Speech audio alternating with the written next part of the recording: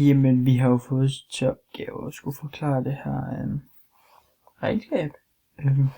Og vi kan se, at regnskabet er delt ind i 4 ting, altså regnskab, budget, afvigelse og ændringer i procent. Som vi kan se ud fra nettoomsætningen, havde de regnet med budget på 500.000, men det endte med, at de fik 520.000. Det vil sige, at de havde en afvigelse på 20.000, som vil sige, at de havde fået 20.000 mere, end de egentlig havde forventet. Og vareforbrug havde de regnet med at bruge 200.000, men de endte egentlig med at bruge for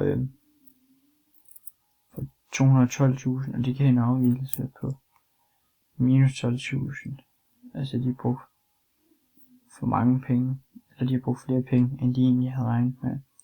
Og sådan fortsætter det egentlig hele vejen ned igennem, som man gør. Og så til sidst ender det ud i det årsresultat, hvor de havde regnet med budget på 45.000, men de endte egentlig med at have et årsresultat på 53.000, som vil sige, at deres afvigelse var på 8.000. Altså, de tjente 8.000 mere, end de egentlig havde forventet. Ja, det var det, jeg havde at fortælle om det.